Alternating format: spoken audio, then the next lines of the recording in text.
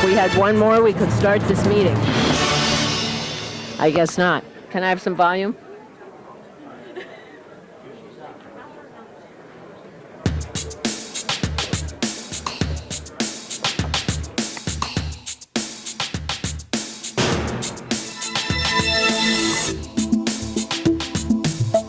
Five, we have only 9 council members. We cannot hold a meeting until we have 10 council members.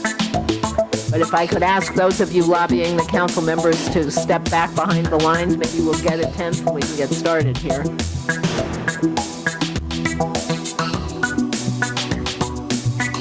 So who are we missing? Mr. Hernandez.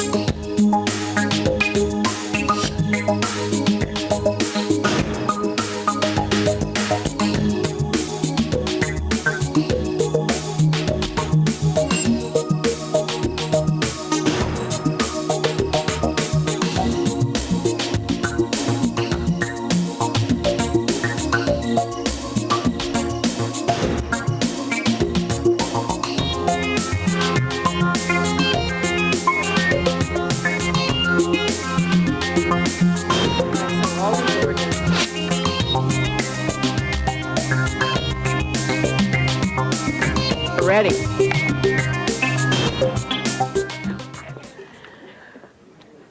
Okay, I think we're ready. We're ready out in front. We don't seem to be ready back here.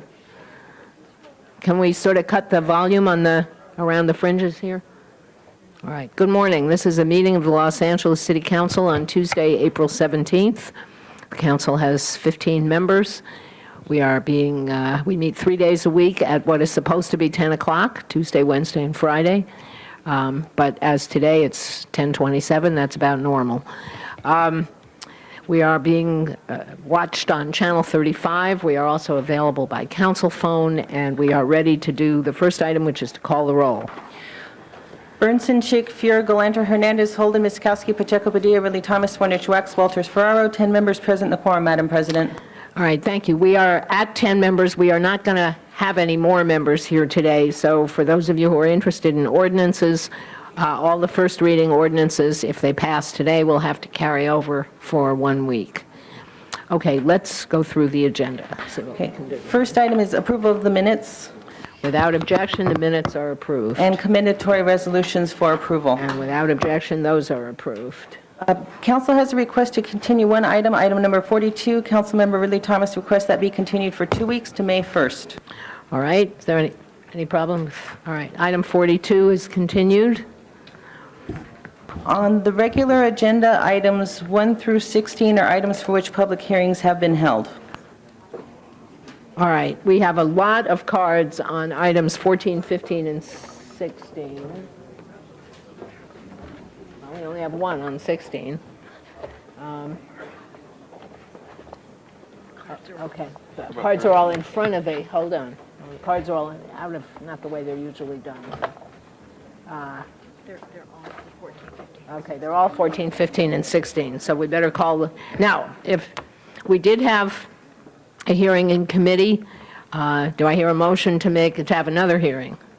This is the stack of cards, ladies and gentlemen. On item 14, 15, 14, and 16. 15, and 16. Madam Chair, those 3 items, are they called special at this time? Because No, unless somebody calls. I'd like to call them All right, special. Mr. Hernandez has called them special. We'll deal with the hearing question later, just in case you're interested. No, never mind. We'll get to that when we get to it. All right, so items 14, 15, and 16 are called special. That leaves 1 through 12. And item number 13, also there's 2 reports, that's submitted without recommendation, so that will need a So motion. item 13 requires a motion. Anybody? All right, Ms. Walters has called item 13 special. Any other specials, 1 through 12? Madam Chair, is there a deadline on item 13? Is it possible to continue it? I don't know. Is there a deadline on item 13? The time limit is April 29th, according to the agenda today. I was just wondering if we could continue that item 1 week.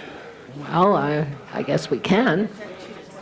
The 27th would be the deadline. The council has to act by April 27th, Today being the 17th. 17th, so we could continue it till next Wednesday.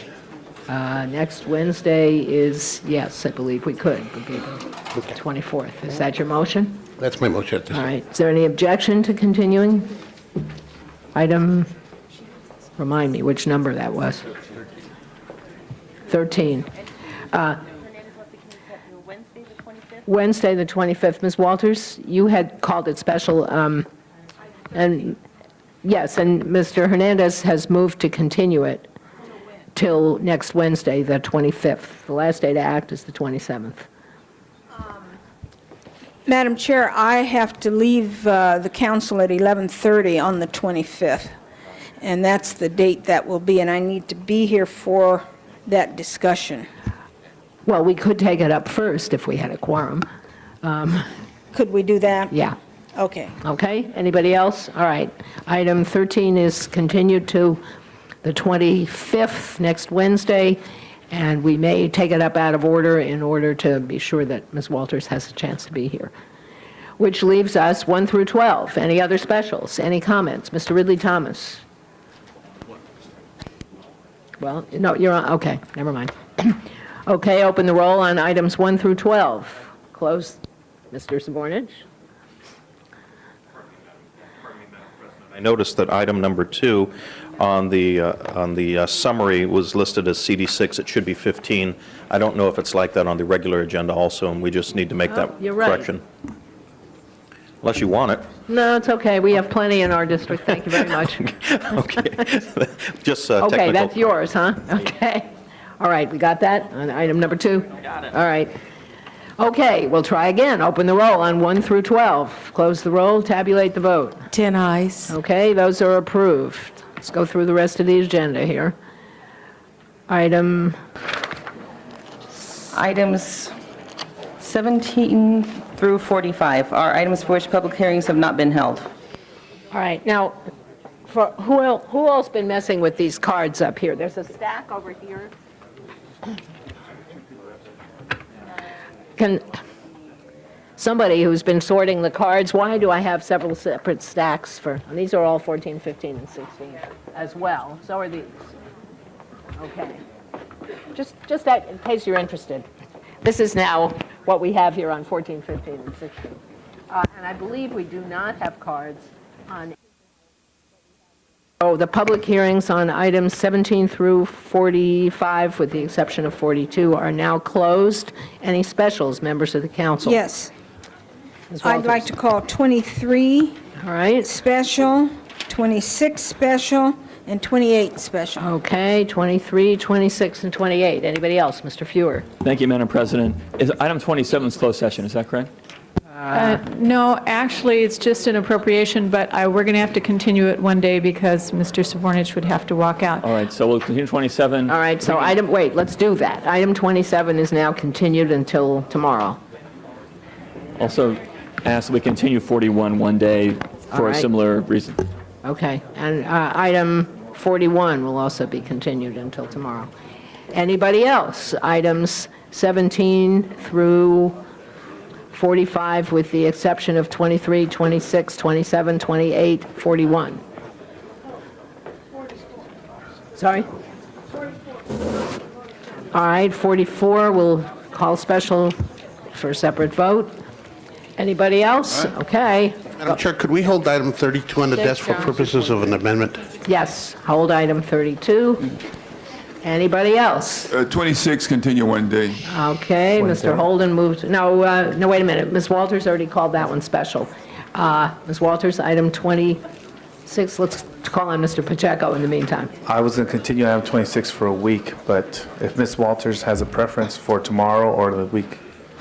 Can you guys go work that out? We'll just hold it for the moment and decide. Nick, talk to Nate and Rita, and maybe we can work that out. So we're holding item 26 on the desk, and I think we're ready to vote on items 17 through 22, 24, 25, 29 through 31, 33 through 40, 43, and 45. Open the roll, close the roll, tabulate the vote. 10 ayes. Those are approved. The ordinances will carry over for 1 week. Okay. Okay, Madam President, the Yes. next item is item number 46, which is a closed session item. However, the city attorney has advised that that matter can be taken up in open session. All right, and open item 46. Do we have anybody who wishes to be heard on item 46? Seeing none, the public hearing is closed. Item 46, members of the council? And that's an appropriation of funds for the settlement of $350,000. Okay. Nobody wishes to be heard? Open the roll. Close the roll, tabulate the vote. 10 ayes. All right, that's approved forthwith on that, please. Madam President, back Yes. on item 26. Yes. The continuation request will be for 1 day. I've checked with Ms. Walters. She's fine with 1 day. Okay. Item 26 is now continued until tomorrow. All right, which I believe brings us back to... These are all duplicates. Oh, those are duplicates, okay. All right, some of those were duplicates. Thank you. Okay, we are now on items 14, 15, and 16. Now, these are separate items. There are 3 separate contracts involved, but most of the people who want to be heard on all 3 of them, so we're going to, well, first we have to see, is anybody going to make a motion to have another hearing? Well, Mr. Bernson's not. Mr. Ridley Thomas? Or is this the old thing? I didn't clean that off from the last one. Is this a new one? Yes, this is a new one. All right, now, the only question is, the immediate question is, does anybody want to have another public hearing? All right, I guess not. Let me just show you, Lisa, we have a lot of people here in support and a lot of people opposed. Madam Chair, Yes. Madam Chair, would it be appropriate at this time that I basically move the recommendation of the chair on those 3 items so that when the public hearing is discussed, people know what? You certainly could do that. So far, I don't have a motion for a public hearing. Okay. Well, first, I'd like to move the recommendation of the chair All right, thank you. on all 3 reports. And second, I'd like to move for, judging by the number of cards, I want to limit the discussion because I've heard it on several occasions. 10 minutes on both sides. If they could organize themselves. All right. Is that agreeable, members of the council? Hal, you can't not hear from the public. Is this also on 14, 15, and 16? All right, we're going to stop taking new cards on 14, 15, and 16 because we've got more than we can handle here in the time frame. We could make them a part of the file, Madam We Chair. will do that, but, all right, we'll do 10 minutes on each side. Does anybody have a preference who we want to hear from first? Do you want to? Is that another 14? Oh, that's a different one. All right, hallelujah. All right, I'm going to start with those who are have checked the box for the proposal, which I believe means for approval of the contracts. And we'll see how far we get in 10 minutes, if you'll give me the 10-minute clock, please.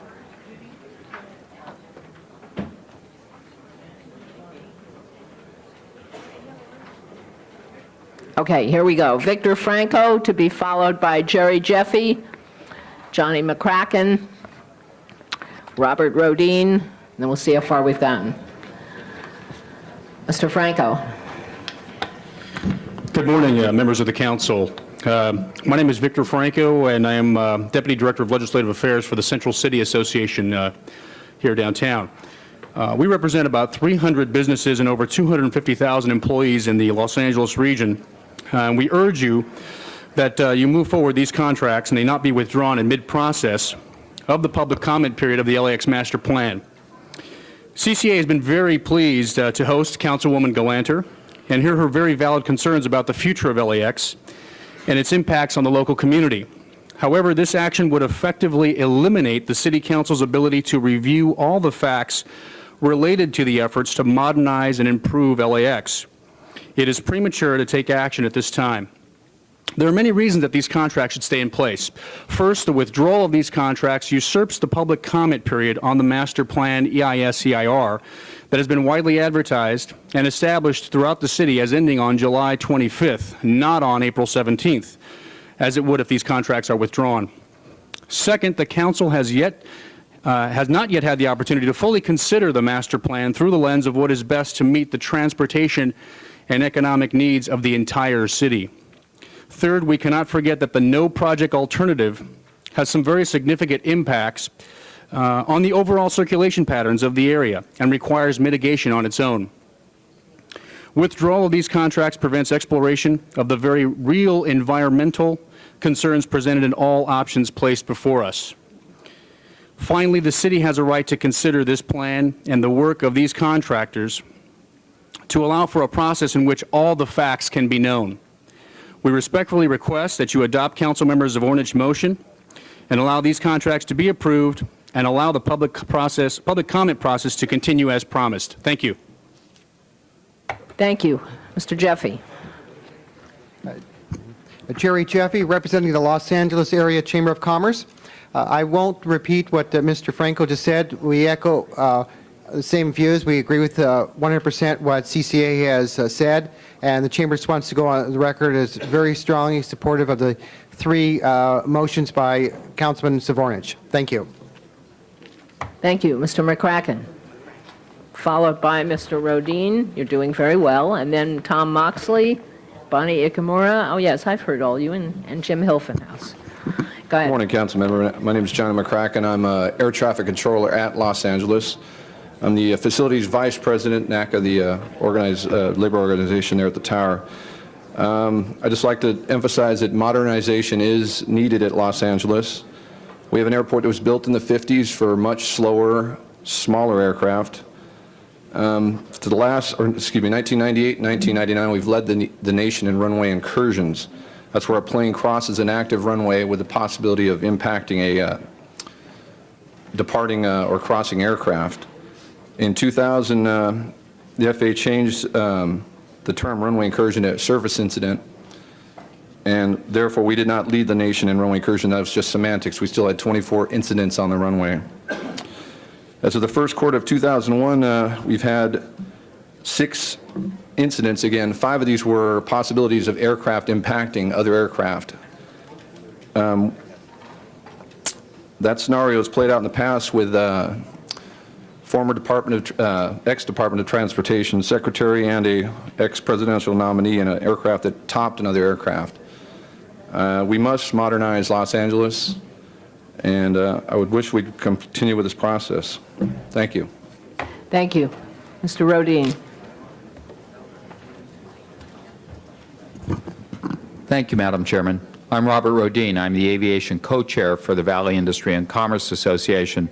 A recent visioning statement from Caltrans pointed out the absolute necessity of the improvement of our ports, both ocean and air, to ensure the commerce and trade position of the region that we live in.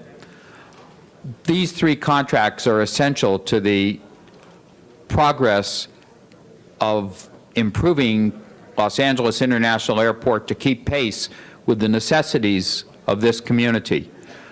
Valley Industry and Commerce Association supports Councilmember Savornich's position on agenda items 14B, 15B, and 16B. Thank you very much. Thank you. Mr. Moxley.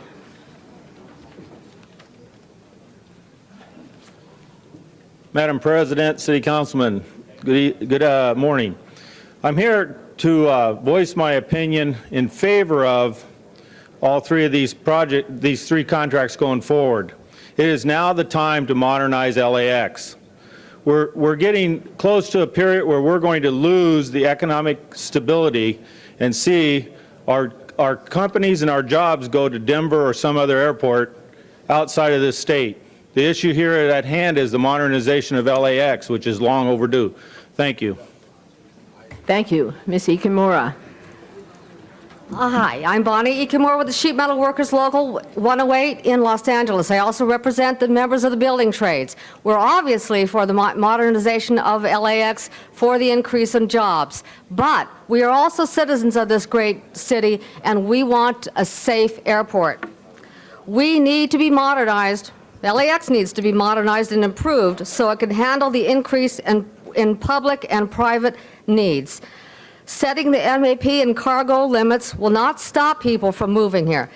The Rose Parade, if you can stop the Rose Parade, maybe we can stop the city's unbridled growth. Stopping the modernization process will not stop people from moving here. Stopping the modernization process will not give us a safer airport. And stopping the modernization process will not stop NPR from laughing at us because the Green Line doesn't go to the airport. And to close with my favorite line, if you build it, they will come. If you don't build it, they will come. Most of them are probably still here. Thank you. Thank you. Mr. Hilfenhaus.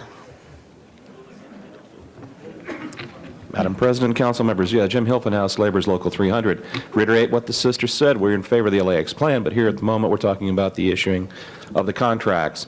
They need to go forward. As has been stated, the EIR and the EIS need to have the complete comment statements in time. Anybody serving on this council in the future should be up to date on this topic when they come to serve. I mean, they're running for council. This is one of the biggest issues in Los Angeles. We need to modernize the airport, but we need to have this study completed and going forward to understand what the impact will be on this town. So I appreciate your time. Thank you. Thank you. That brings us to the end of, unless the cards are missorted, if I find somebody else, I'll call on you too. The end of those who are speaking in favor. Let me tell those of you whose names are represented here, there's no way in the world we're going to get to everybody in this list, but all the cards will be a part of the file, and I'm going to just call them until we run out of time. And I have to ask your understanding and indulgence. What we'll do if we do run out, well, we will run out of time, is have everybody who's here on that side stand up so the council can see you. First, all right, we start it again.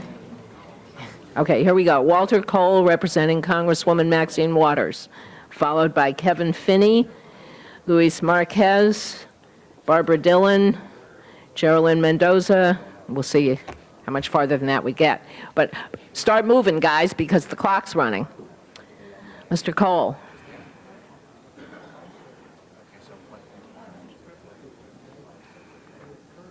No, you're not, Mr. Cole. No, but Walter is stuck in traffic, Okay, so I don't so think he's going to get here in time. All right, Kevin Finney, then. Followed by Luis Marquez. I'll be brief. The Coalition for Clean Air urges you not to move forward with the contract at this time. We feel there are important air quality and environmental justice concerns with the expansion of LAX. We think it makes sense to wait and let the incoming mayor and council members have their input in this process, and we would just urge you to hold off at this time. Thank you. Thank you. Luis Marquez, followed by Barbara Dillon. I yield my time to Dennis Zane. Okay. Mr. Zane. Good evening, or good morning, council members. My name is Dennis Zane. I'm a consultant with RSAC, the Alliance for a Regional Solution to Airport Congestion. RSAC is a Westchester, Playa del Rey-based organization which opposes the expansion of LAX and urges instead the development of a truly regional airport system for Southern California. RSAC has begun a canvassing operation in areas of Los Angeles, initially Westchester and Playa del Rey, where it is identifying over 10,000 supporters who want to urge all the mayoral candidates to withdraw the expansion of LAX and support a regional system. We indeed successfully got all of the mayoral candidates to sign pledges that they would in fact withdraw the expansion of LAX. There are copies of the pledges for the remaining candidates, Antonio Villaraigosa and James Hahn, at your desk. We'd like to hold these up for you now. to show you that, in fact, in our view, the current master plan has no future. As a result, we urge you to reverse the decision of the Board of Airport Commissioners, support Councilwoman Galanter's motion. You should also know, of course, that the Southern California Association of Governments adopted a regional transportation plan by a 38-2 vote that does not include an expansion of LAX. They, like we, believe that a truly regional system is better for all concerned, including those in the city of Los Angeles. Thank you very much. Okay, thank you. Barbara Dillon, then Geraldine Mendoza, Mike Cassidy, Mike Stevens. We'll see if we get beyond that. Go ahead. Hi, I'm speaking on behalf of the neighbors of who live around the airport, and I'd like to just use a phrase that one of our other members here used, and that's, what part of saturation don't you understand? Secondly, I'd like to point out that the term modernization they keep using is really meant, I mean, you could replace that with expansion because that's what they want, not modernization. I understand there has to be certain runway shifts, but not what they want. I'd like to let the new mayor come into office and have some impact on whether and to what extent the airport modernizes. Thank you. Thank you. Ms. Mendoza? Good morning. My name is Geraldine Lopez Mendoza. I'm a staff attorney for the Environmental Defense Environmental Justice Project Office. There are two reasons why I believe these contracts should not be approved this morning. First of all, the contracts contain language in at least two instances that includes work that is specifically against previous city council action. Though that work includes work promoting the yet unapproved master plan, and we believe this is in direct violation of city council action. In addition, there are significant environmental impacts as relating to noise, air, and human health that will disproportionately affect low-income and minority populations. And until those issues are resolved in the master plan, we believe there are serious problems with it. These should not be approved and instead should be sent back to LAWA board to allow them to fix the description of work and specifically address the environmental problems that have already been identified. Thank you very much. Thank you. Mike Cassidy, followed by Mike Stevens, Paul Malutis. Mike Cassidy, I'd like to yield to Kelly McDowell. Okay. Thank you, Mike. Madam President, honorable council members. I am Kelly McDowell from the El Segundo City Council, and I bring the regards of my colleagues, including our Mayor Mike Gordon, who couldn't be here today.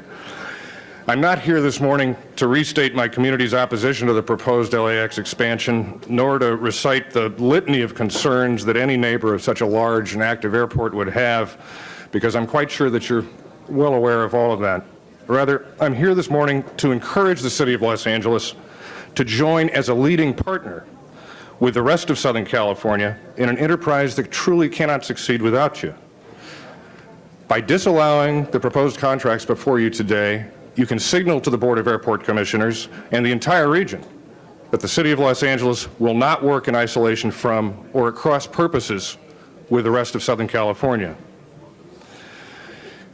I am here to encourage the LA City Council to join with the rest of our region who have expressed their support for the development of a truly regional airport system.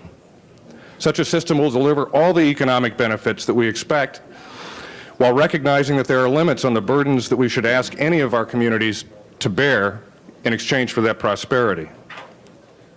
And as the cultural and economic center of Southern California, there's no question that this city has a vital leadership role to play for a truly regional airport plan to succeed. Indeed, apart from LAX, airports owned by this city at Ontario and Palmdale are the most likely beneficiaries of a truly regional plan. The idea of a truly regional plan is an idea whose time has come, and as you've heard, both of the remaining candidates for mayor of this city have pledged to constrain LAX to its current capacity and to join our effort for a truly regional airport system. And as you've heard, the Regional Council of SCAG has approved such a plan as part of the Regional Transportation Plan. It's now time for the city to work as a leading partner and to give the debate over our aviation future a fresh start. The opportunity for a fresh start is now before you. Thank you. Mr. McDowell, I want to leave some time for some other people. Thank you. Mike Stevens, followed by Paul Malutis, and we may be done at that point. We'll see. Hi, my name is Mike Stevens. I'm president of LAX Expansion No, and the people who are here thought they were going to be able to speak, but because of times, because many of you have to go to lunch at 11:30, we're going to limit the number of speakers. Come on around here, guys. Now, this is what this is really all about, in our opinion. This is a human rights issue. Human rights. Human rights. Human rights. See, South Orange County, as we've shown this before, right here, after you take a look at this map, they only have one school in their entire noise contour. Only one.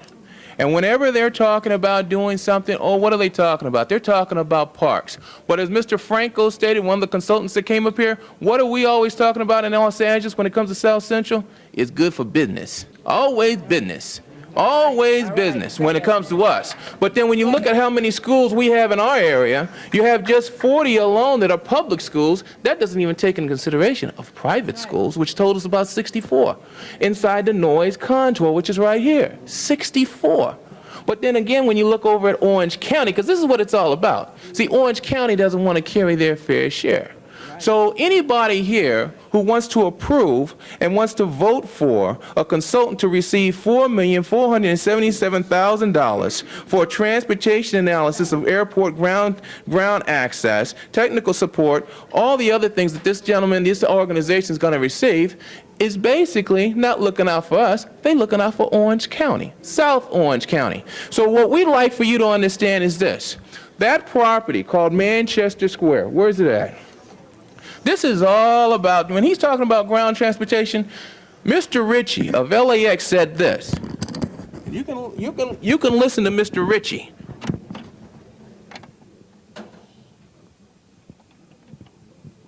I don't believe it. Now, we asked if we could use your electrical power. We pay taxes here.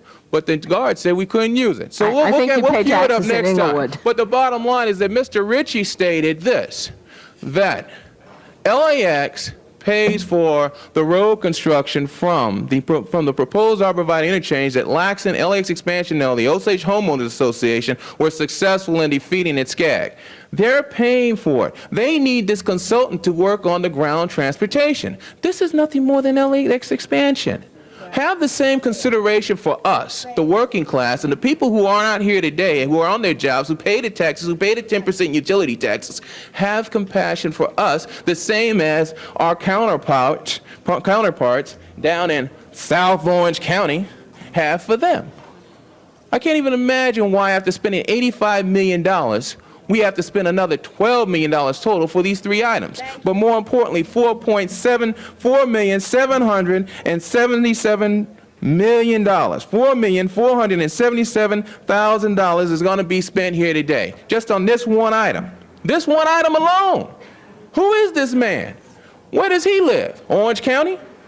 Now, two more people want to speak, and then we're going to step away. Mr. Stevens, I did call Mr. Malutis, and we're just slightly over the time now, so I would like to ask all of the rest of you, because we're not going to get to the rest of you, to stand, those of you who are opposed to this, the rest of you have come here and will not get to speak, to stand up so everybody can see you. Well, the cameraman, why now, Councilwoman Galanter? Come on, dude, come on. We're paying your salary, Mr. Cameraman. Well, there you go. Mr. Stevens. See?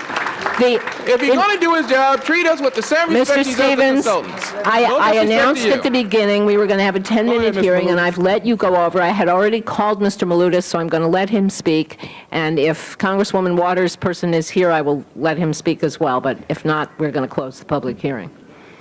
Ms. Chairwoman, thank you for giving me the opportunity to say two things. I support your motion. It is disguised the modernization with expansion. There is two different words and two different meanings. Let's be alert and see what this monster, which is called LAX, is trying to do to our people that are living around that area. Thank you. Thank you. Is Mr. Cole here? No. Okay, that closes the public hearing. All of the cards will be made a part of the file. The matter is now before the council. Mr. Ridley Thomas was first. Madam Chair, yes. If I could, I think there's a little explanation that may be needed regarding these items on the agenda. 14, 15, and 16 are pursuant to Charter Section 245. The council took jurisdiction. It went to committee. It is now back from committee without a recommendation. There is a motion on the floor, I believe, that Mr. Hernandez made to veto it. which is basically a disapproval. That takes 10 votes of the council. Today is the last day to act on the item. All right. All right, Mr. Ridley Thomas did not want to talk. Mr. Hernandez?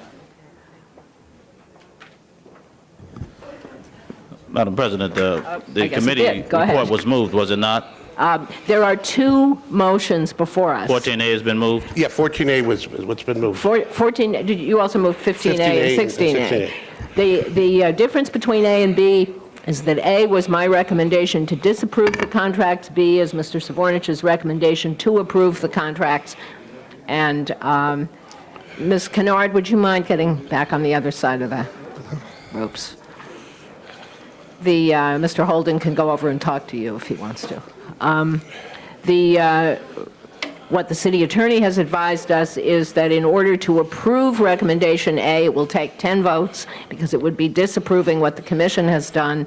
In order to approve item B, it would take 8 votes, and if neither of them passed, because this is the last day to act, the contracts would be approved. So I hope that's clear. Mr. Hernandez. Madam Chair, and again, speaking in regards of approving the motion made by the chair of the committee, I'd like to basically share with everybody that when I first started in the council, it was easy for me to make a statement that I've heard repeated on many occasions, and that was that it made more sense for the city to sell the city and keep the airport when the mayor was proposing that we sell the airport.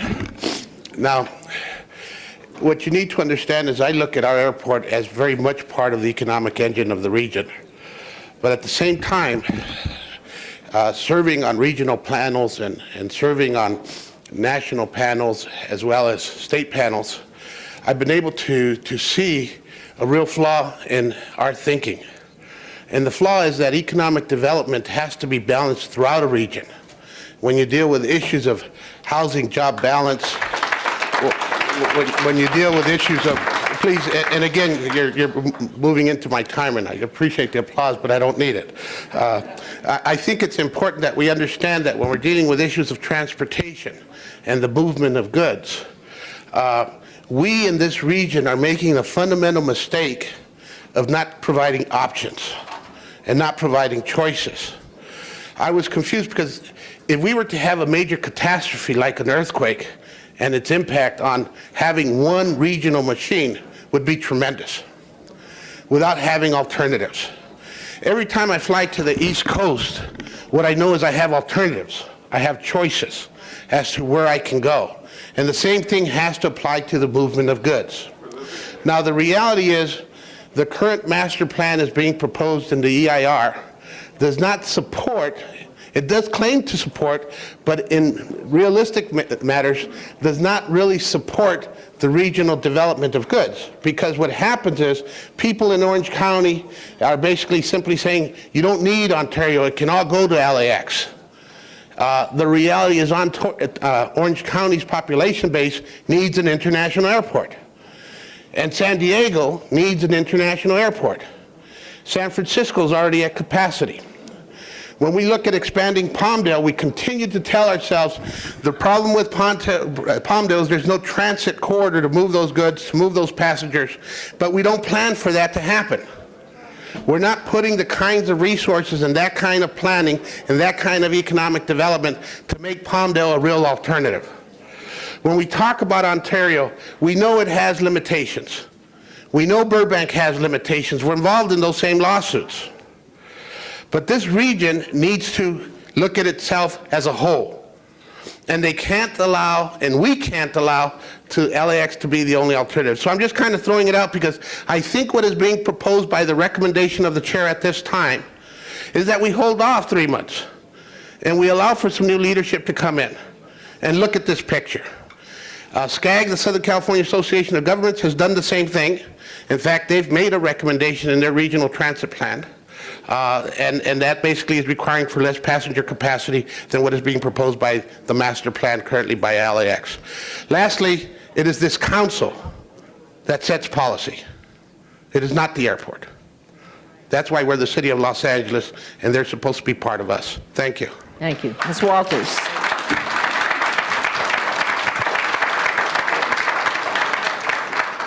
Ms. Walters? Thank you, Madam Chair. Is it appropriate that I speak to 14, 15, 16 all at once? Thank you. I'm going to support 14, 15, and 16 because I think that the airport has been an economic engine for the whole area, and that it will continue to be an economic engine for the whole area.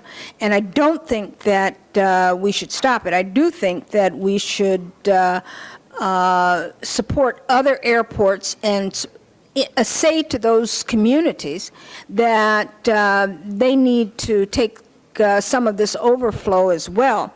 But we cannot, in the meantime, stop our expansion contingent on folks perhaps deciding 15 years, 5 years, 10 years down the line that they will step up to the plate. I think that the airport has provided some very good jobs and some not so good jobs out there, and I certainly want to see them provide better jobs and living wages for all the people who work there.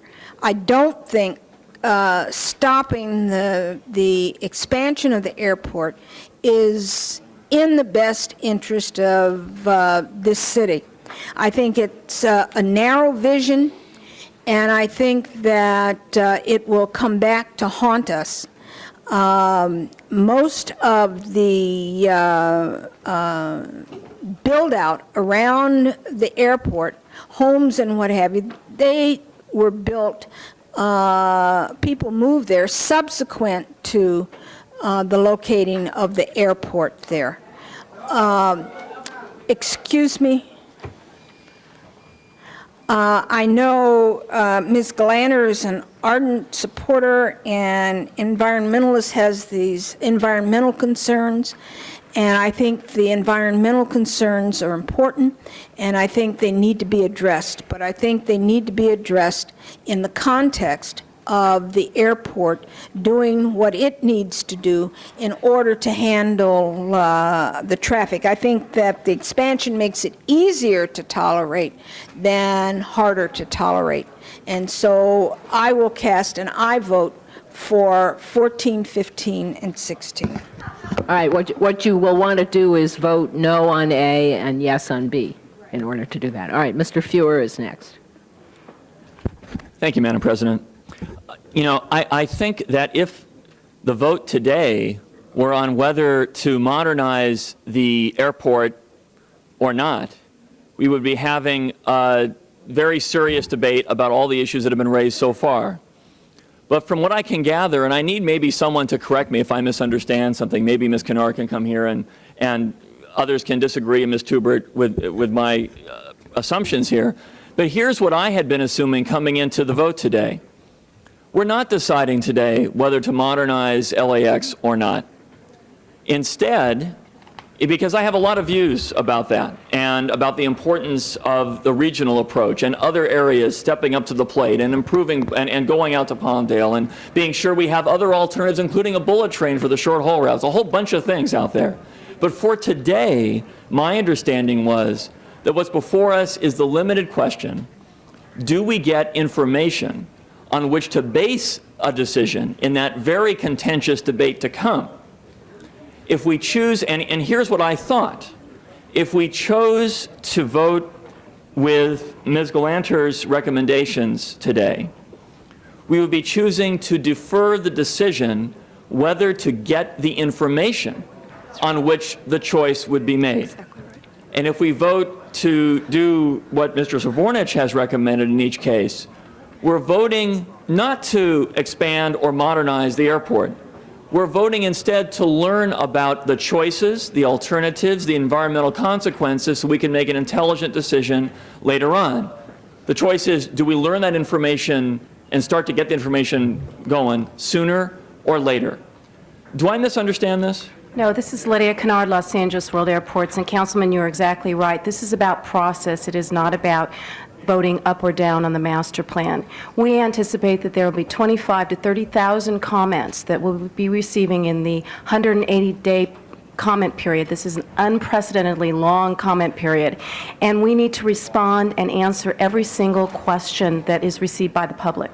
Are the contracts at issue basically to get the information back to those who have made comments on the EIR? Is that what's going on here? It is twofold. One, to outreach, to make sure everyone has the opportunity to review the documents and to understand them, and then to answer each and every question that is provided. All right, let me just say, see, for those of you who are here opposing modernization or you're concerned about expansion, it may be at the end of the day that I stand with you.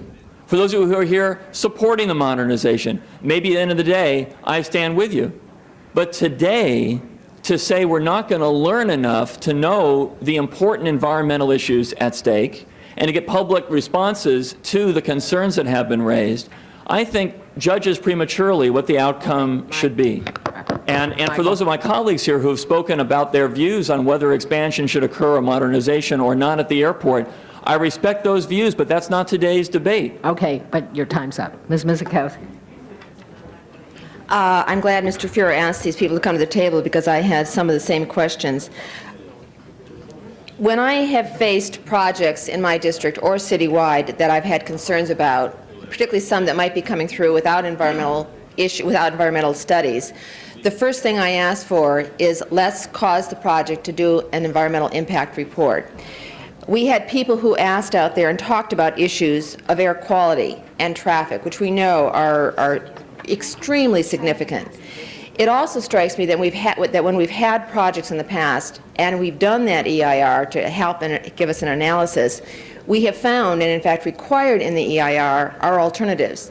Not just the alternatives that the department itself might put forward and suggest, including a no expansion alternative, but other alternatives that come from within those 25 to 30,000 comments. In fact, I have an EIR right now in a process in a project in my district that I proposed a whole new alternative study and asked in the draft EIR that another alternative be looked at. And it strikes me that that is where you get the font of information, the font of ideas, the font of alternatives that many of the people are asking for, and perhaps this isn't just an idea that people are asking for, they're really asking for in regionalization, which we all know has got to be an integral part of any solution for this area. How do we get there? How do we, the City of Los Angeles, use tools effectively to force other areas? I see a lot of people there wearing the El Toro yes, and yet we know that the City of El Toro has passed some initiatives on their own to not allow El Toro to be yes. And where does that leave us? We can't keep saying somewhere else. We've got to force the issue, and whether it's forcing the issue with creating more teeth in a Southern California Regional Airport Authority, which I think, again, I would like to see this EIR explore how we get to where I think everybody in the room would like to get, a fair share alternative in sharing. I just also like to say that one of the things that did concern me, and I thought one of the pieces of testimony that I was most taken by, was the airport traffic controller, who talked about issues of safety. And although an EIR does deal with issues of environmental concern, I think we all need to be concerned, particularly those who live nearby, with the issue of safety. Members of the council, I think we're all aware that these airlines are developing larger and bigger jets with wider wingspans, and our current traffic runways, airport runways, may be not the safest place to land, and yet the airlines will still land there unless we can persuade FAA to say that based on the size of those runways, they cannot land there. And I don't think at this point that the FAA has said that. So we are potentially creating a problem if we don't look at something, whether or not, and forget talking about modernization, just talking about safety improvements, so that however limited something might be in terms of any growth there, if it's to occurs in a manner that is safe. But I agree with Mr. Fuhrer that I think the EIR and/or these contracts, as long as they don't allow promotion, they are informative, they get information, they respond to information, they give technical support not only to the airport but to the community that is looking to ask questions about how we can get to where this community wants to get. And I think that that is where we should focus with the EIR and the consultants. All right, thank you. Mr. Bernsen.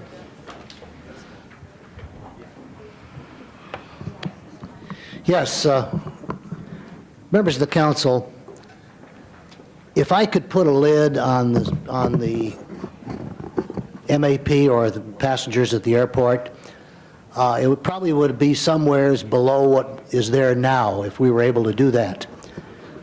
Unfortunately, the line that somebody used today, I think they copied from me at the SCAG meeting the other day, when I used the line, if you build it, they will come.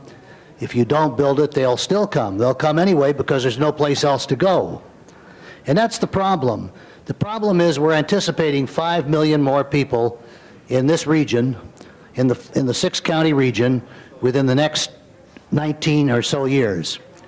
Now, more and more people are depending upon airline travel, on air travel. Cargo is being shipped by air. So one of the things that we need to do, whether we put a lid on LAX or not, I don't think it matters. We can call the number. The current number that's supposed to be there is 40 million flights a year. Yet right now it's 67. So you can see that whatever we do as far as putting a lid on means nothing, because as long as there is room for one more flight or one more passenger, they'll be there until you can't move. Unfortunately, the streets are the same way. Our streets and the infrastructure around the airport are the same way. What we need to do, in my opinion, is to make sure we get the infrastructure improvements. I don't think the cap number means anything, frankly. What really has to happen is that other parts of the region need to step up to the plate and take their fair share. It is an absolute must that Orange County must accept the responsibility for their own citizens, which are now coming to LAX, because there's no place else to go. Even San Diego, on any type of international flight, they have to come to LAX. Most of them won't fly because it's a pain. They'll drive. Hopefully, some of them will take Amtrak or something, but it's not convenient. So you can see what I have been after the airport, and I've talked to Ms. Kennard for quite some time. I've talked to members of the commission. Palmdale Airport is an alternative that is doable, and it's doable in the near future. Now, we did lose a lawsuit over $60 million of funds from the airport on landing fees because we wanted to put them in our general fund. That wasn't allowed. But those funds are usable for airport improvements.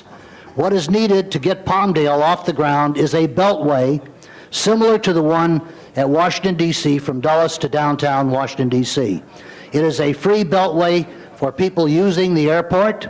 Anybody else that uses it pays a toll road where they get on. This project could be financed by revenue bonds, not general obligation bonds, but revenue bonds by the people who actually use it. And it could be built almost immediately, and the Palmdale Airport is capable within the next 10 years of supporting in excess of 10 million flights or more a year. Okay, now, those are all flights that would be going to LAX. The same thing has to happen in Orange. I'll press my button again. Then. Do that. All right. Mr. Savornich.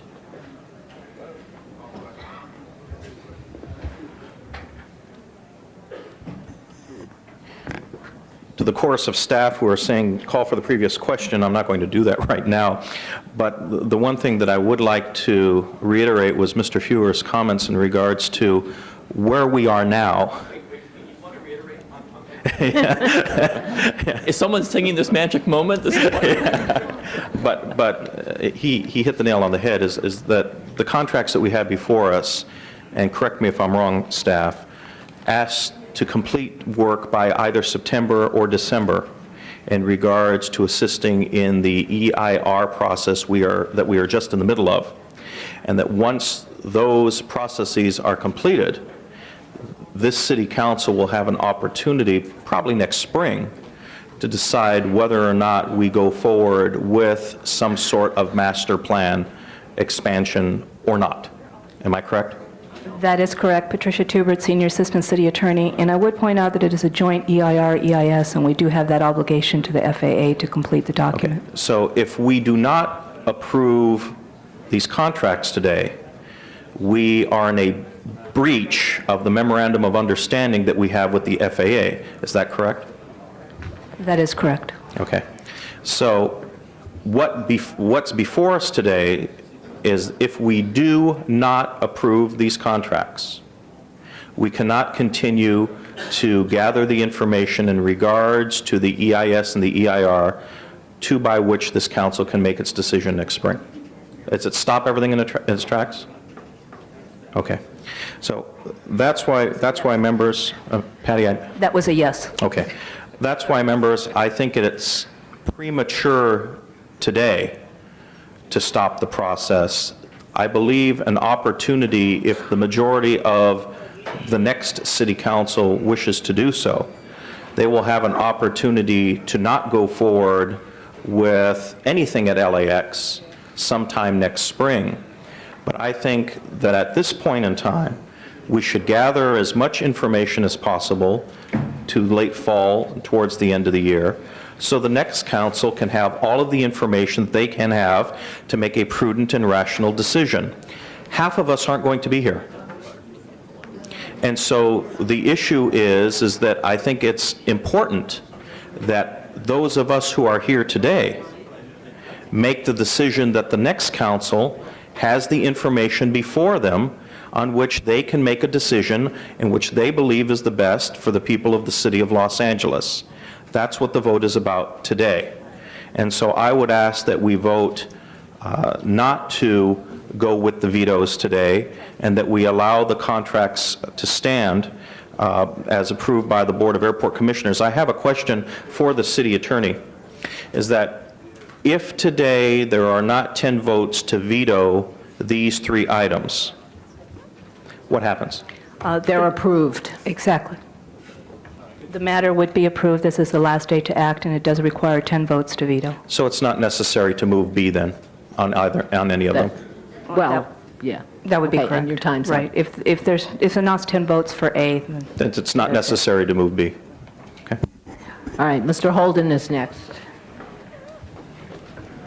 Well, I was just going to make that point, but Mr. Savornich has already done that. And to the people who come here today with the expectation and certainly the hope that you would prevail on item 14, 15, and 16, I think the answer is clear to you right now that the rules govern. I repeat that. The rules of the House governs. And I'm just doing it so you can understand what's about to happen. No, sir. No, it says it's 10 votes on the board. You got to have at least 10. There are only 10 here. And the maker of the motion is already he has to be the only person who votes on his side, and then it's all inevitable. You all understand that? Oh, okay. So you're not in shock at all. Oh, okay. Oh, no. Let me ask you one other question. I'm going to ask you a question. How many people in the audience who've never flown out of LAX, raise your hand? Never flown. So which means that you're flying out of LAX because it's there. And the fact, that's right, there's no choice. But Mr. Bernsen had a good idea about Palmdale and being able to build something in that area. And for your good wishes and mine as well, Mr. Bernsen will be here for the next 2 years. And that's something to work on. If this report comes back where you can't do it at LAX, and I'm sure that'll probably happen because your voices will be heard, it'll be resoundingly loud. I know, but you have to have public hearing before you can go forward. Now, see, just because someone speaks, it doesn't mean that they're against you. It doesn't mean that they're against you at all. It's just that I can sense your frustration because you have to live with the noise. I must tell you that when that flight path is over my house, I live with it and I'm pretty upset about it, the same as you are, so I know it has come over my house. All right, all the noise, that's what pollution, the smoke, the oil, everything. But you know what? My time is almost up. But I will say this, if you applaud, I'm gonna vote against you. But the fact of the matter is that the real problem is that more people are coming, that's number one. Give me a little bit more time, Mr. Savornich, I'm gonna push my button again. More people are just being born every day. That's number one. We we don't have a handle on that. And the federal government so requires, and I know this for a fact, they're not deceiving you, the federal government so requires that certain major airports, such as international airports, make such a study for the purpose of accommodating foreign flights and addition of population based on the population growth. Now, they may not do anything after that point, but it is required. Air quality may decide that it doesn't happen. I'm just saying that the study is required, like it or not. And that's the point I'm making. Thank you, Mr. Holden, and we're sorry our council meeting is interrupting your town hall meeting, but the chair recognizes Councilwoman Galanter.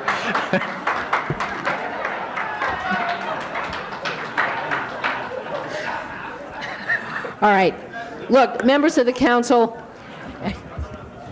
let's not argue about whether this is a vote on the master plan or not. But let's be clear about the fact that this is not just a vote on contracts that are just to finish the EIR. This is throwing $12 million down a sewer. We spend a lot of time telling people not to throw things down the sewers. We should not be throwing $12 million down a sewer. There are better things to do with it. Part of these contracts involves the EIR work, but these people have not been exactly honest with you. Let me give you just a couple of examples of what these contracts are about. In the URS contract, part of the contract is legal descriptions will also be prepared for street vacations in the Manchester Square and Belford areas. These public streets will need to be vacated upon acquisition in order to start construction. Now, you tell me that's not promotion. That's not EIR work. In the winter contract, the services include but are not limited to, among other things, conducting, analyzing, and presenting public opinion research on issues relating to the LAX master plan, including tracking surveys, focus groups, opinion leader surveys, perception analyzer tests, and computer modeling. You think that's public information? That's promotion. That is a political campaign. That's the problem. That's what the $12 million is going to pay for. We also have, it's pretty clear, Mr. Flores arrived at a meeting with the city of Huntington Park, introduced himself as a consultant from the firm Verchis and Flores, one of the subcontractors, which was hired by LAWA to do community outreach, promotion, and seek support from the Latino community for the LAX master plan. Mr. Flores mentioned that his firm is approaching this is a letter from somebody who was there, that his firm is approaching other Latino organizations throughout the Los Angeles area, making presentations and seeking support. During his presentation, he continued to promote the master plan. It's a great opportunity for the Latino community. Now, Mr. Flores is entitled to his opinion, but he was paid to do that, and that's what this money is all about. So when they tell you, when they tell you that this is just to answer the comments that come in for the EIR, they are not telling you the truth. What we need to do, members of the council, is at minimum send these contracts back and take all that other stuff out of them. These are if you read the staff reports transmitting the contracts to the Board of Airport Commissioners, they are filled with explanations of how these contracts are what we need to do the master plan. They're not talking about just doing the plan, they're talking about building it out. And I think these examples make it very clear. If we keep throwing money down the sewer, we'll just keep throwing money down the sewer. But you've heard that the whole region has begun to understand this finally. Everybody but us, and it's time that we caught on as well.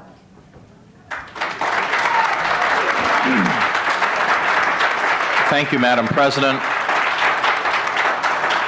Chair recognizes Councilman Hernandez.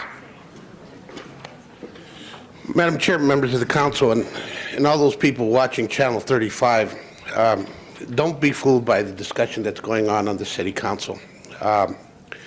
Mr. Kennard, could you please answer truthfully, is this master plan that's being proposed to the EIR for 78 million air passengers?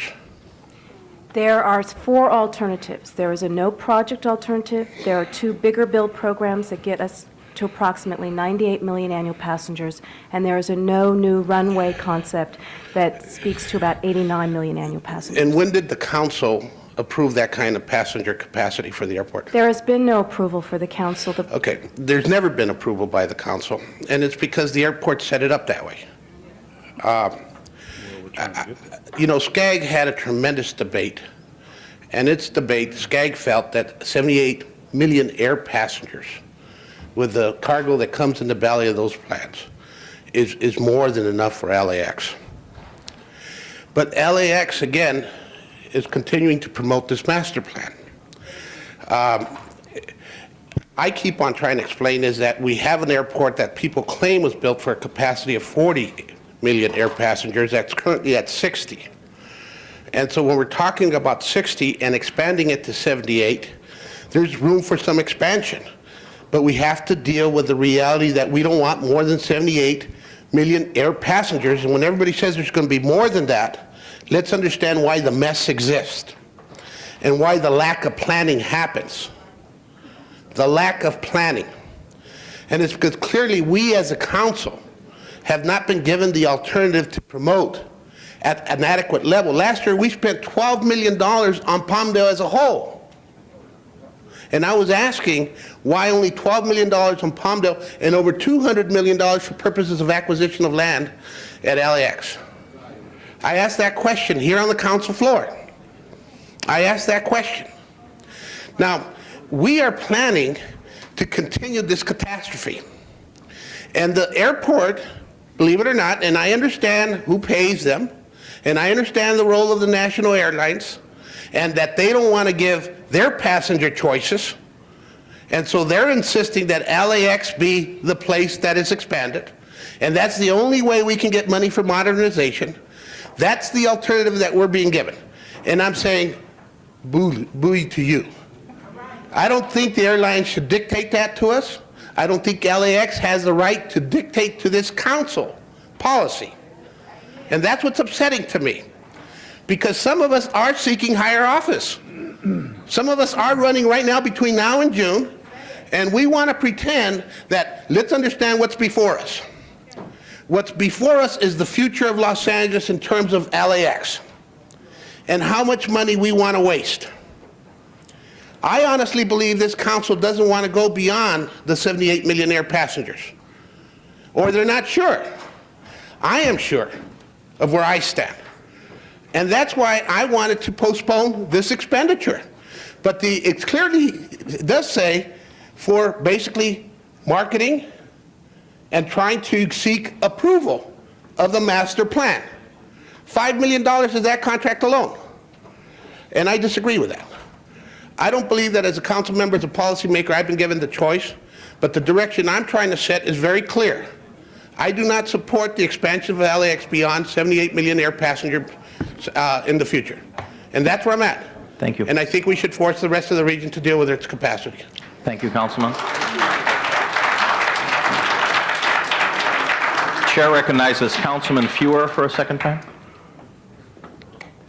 Thank you, Mr. President. What I'd like to do is actually turn to the team at the table and go through with some specificity the allegations raised by Ms. Galanter. And I undoubtedly, but I want to, because I think that we all want to be sure we have accurate information here. Ms. Galanter has dealt with the nitty-gritty details of this to a degree that I think no other council member has, and I think all of us need to be brought up to speed. So, first, with regard to the general question, let me take a step back. Mr. Zvornich's motions, I thought, emerged from committee saying, get the information, not a penny for advocacy. Is that accurate, Mr. Zvornich? Ms. Galanter has cited at least 2 instances of provisions in contracts that sound very much like advocacy. Are the provisions that Ms. Galanter referred to, or the letters she referred to, are those part of what's before us today, or have they been severed already pursuant to Mr. Zvornich's motion from the committee? May I start? The contracts do not include advocacy. It is, perhaps all 3 contracts are being bunched together, and that may make a confusion here. URS and the CDM contracts are for completing the EIR, EIS process, including those matters that need to go with the EIRS, which the EIS, which is the master plan, refining the master plan. But Patty, here's what concerns me. Ms. Galanter referred to digesting the results of tracking polls, for example. Well, that's what I'm saying, that all three are being discussed together. The winter contract is different. The winter contract is to assist in the finalization of the EIS process, the master plan process, so that we can come before you and you can decide whether you want this master plan or some other kind of master plan. But it also includes community outreach and assistance to the department in communications, does not include advocacy. Well, but you know, if I have to agree that if we're talking about getting the results of tracking polls about what people think about the airport, that is different from getting a baseline amount of information to council members to make an intelligent decision about the facts. You know, it has, if nothing else, in the last 5 3/4 years I've been here, I've wanted to be sure that at least I focus, that all of us focus on the merits, the facts, not putting our fingers to the wind and determining what people think they ought to be doing, because that polling stuff is not the way to govern. You govern by knowing what's going on. I want to know what's going on. The polling can happen later. I want funding for the facts and response to public inquiry. I don't want money to track the results of what someone might think on a given day about X, Y, or Z. I can figure that for myself. If I may just make one explanation, Yeah. we do have an environmental justice component to this, which requires us to do an outreach program to find out what the community wants, to be able to draft the mitigations that will help them. These are the communities that are the most impacted by Well, any you know, I am changes. an exceptionally strong advocate of what is generally termed environmental justice, and there are some very key environmental justice issues raised by the potential of LAX modernizing or not. Right. On both sides, there are issues. I mean, let's talk about status quo, there are issues, and moving forward with modernization, there are issues. If I want to vote for getting money allocated for the information on the EIRs, we can make an intelligent decision, getting those who made comments pursuant to the EIR, fact-specific responses so they know what's going on, the public can be well informed. What do I vote for? If that's what I want to vote for, and I want to assure environmental justice concerns are met, but that's not, I'm not sure that's what's before us today. What's before us today is whether we get the facts on what the EIR says. How do I vote on this? Councilman Fuhr, if I might add, the concept of the opinion polling has been something that we've been doing throughout the process. And we began initially by figuring out generally what were the major issues from a technical standpoint that were important to people that live around the airport and that use the airport. That was very important to us as we constructed the master plan alternatives. We found out that traffic is the #1 issue. And because of that information and that research, we were able to formulate a transportation infrastructure and transportation mitigation plan that we think makes sense. And that's the context in which this opinion polling has been done. It is not opinion polling as to whether people favor or not favor the master plan. It is on technical issues that help us as planners construct a rational plan. I know, Mr. Benson, my time has expired. I want to actually speak again, but I'll press my button. Thank you, Mr. Fuhr. The chair recognizes Councilman Burnson. Well, I think a lot of good points, and I think Mr. Fuhr has made some very good points. I want to ask, and perhaps you can hold my time while I get an answer on this. One of the most important things that I think need to be addressed in any study that we do is how we go about establishing Palmdale. Now, you and I, Ms. Kennard, have had numerous conversations about my thoughts on that. What do you have included in your studies that will address some of the suggestions that I've made? Hold my time, please. We have an extensive evaluation of Palmdale, and as you well know, Councilman Burnson, we are already well underway in developing Palmdale. The master plan regional context document suggests that Palmdale can be about a 3 to 5 million annual passenger airport. Lydia, let me just stop you, and I'll tell you why. Because you will never, ever be able to develop Palmdale as a viable airport until you provide the means for people to get there. Now, if you haven't been on the 14 freeway lately, you want a real adventure, you try it some morning or some evening, and let me tell you something, you will know why, unless you take other steps to develop Palmdale, it ain't going to happen. Now, I don't know whether it's because the Airport Commission or the management don't really care about Palmdale, or whether the airlines are putting pressure on because they don't want to have to fly out of Palmdale also. But I'm telling you that the only way that we're going to be able to put a cap on how many people come to LAX and the traffic in your community is if Palmdale's developed and El Toro, Must, and the other airports. It doesn't matter. It does not matter what kind of cap you put on. It's just numbers. It's meaningless. Because as long as people have the ability to drive to an airport where they can go, they're going to go. So all of this, and I respect Ms. Galander. I think she's fighting very hard for her community, and she's trying to do what's right. And we all appreciate that. And I wish that we could accommodate her and you, because you are bearing the impact of what's going on. The only way that we're going to be able to solve this problem is to divert the traffic that is coming, some of the traffic that's coming there now, and the future growth. And we're not going to do that. Regardless, we can stand on our head. We're not going to be able to do that unless we provide other alternatives that I've suggested. So Lydia, let me ask you, because my vote on this is going to depend upon your answer, okay? I need a commitment from you that you're going to look into the suggestion of building a beltway from the 5 freeway to Palmdale Airport, patterned after the one in Washington, D.C. that goes to Dulles. It'll be free to people using the airport going, because but everybody else along the way pays to get on. That's what they do there. That can be built with revenue bonds. The airport landing fees can accommodate that. I've done some research on that. The airport landing fees, because those are airport improvements. And I would suggest if you can give me a commitment that you're going to look at this seriously, then I will support the study. I'm not going to make any commitments on what we do after we get the information, but I cannot vote for this unless I get that commitment. Councilman Bernstein, in the master plan, there are a series of... Is that a yes or no, Lydia? That's all I want. The answer is yes, and it's already contained in the master On what I suggested as far as the Beltway. Absolutely, and there's even more. And the means of financing it. Absolutely. Okay, thank you. Thank you, Councilman. The chair recognizes Councilman Holden for a second time. Hey, Mr. Bernstein, sounds like a good idea.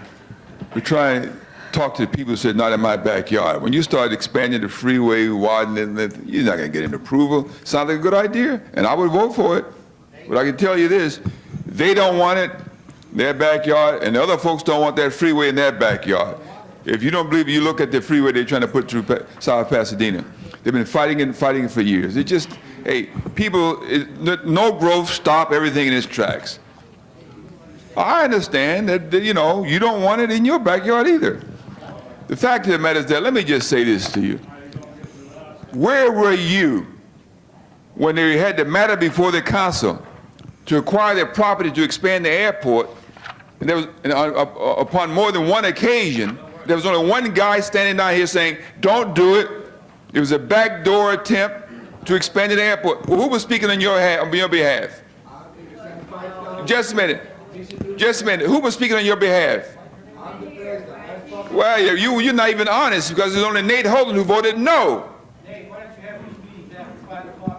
Oh, well, you're here today and it's not 5 o'clock. Well, talk to your council person. She was the one who was promoting it. The fact of the matter is that I did not support buying that property, and this is the reason why. Now I'm going to support her.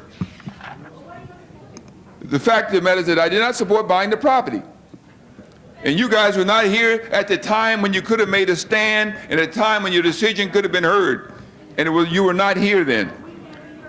Well, all right. I'm not going to have my forum anymore. I cut that off. But the fact of the matter is that you have another matter of rules that the people voted for.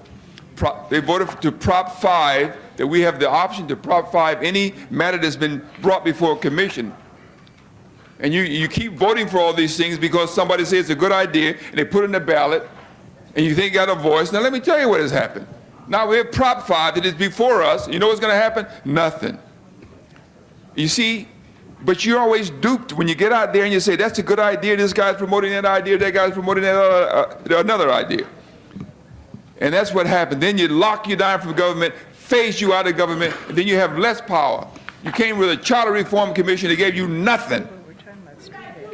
Well, I'm fighting for you right now. Well, tell me right on, then give me some applause. Okay, all right. In any case, you made me feel good, so I'm going to sit down.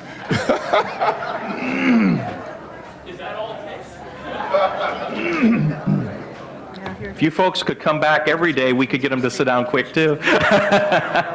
The chair recognizes Councilwoman Galanter. All right, thank you. Let me just say what I was reading from, with the exception of the letter, is the scope of work attached to each of the contracts. And I just want to read you another couple of choice examples. This is out of the URS, let me make sure I'm in the right one, the URS contract. For zone change, establish a set of project conditions that are flexible as they relate to project implementation and have a degree of certainty that will limit the amount of discretionary approval from the planning department.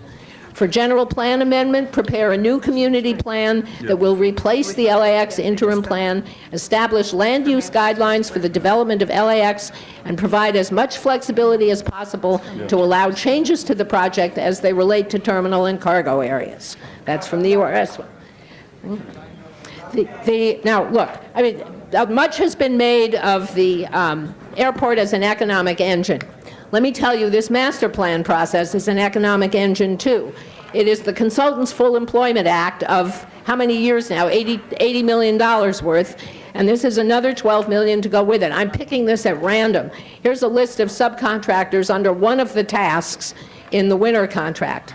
Subcontractors participating in this category may include, but are not limited to, Barbara Johnson, Strategy Workshop, PS Enterprises, Sturza, Zygos, and Metzger, Stephen Afriat, Issues Management Network, Printco Graphics, DCSM, Lydia Mather, Reyes and Associates, Dassault System, I'm sure I'm pronouncing that wrong, Dassault System, Rand Corporation, Barna Zabo, Steven Silberman, Future Next Vantage One, Kelly Candell, Richard Katz, and LMZ Communications.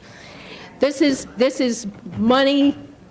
It's going to keep a lot of people happy, but it is not going to solve the problems, and it is not strictly about responding to comments on the environmental impact report or dealing with information for the environmental impact report. They've already put out the draft environmental impact report, EIR and EIS.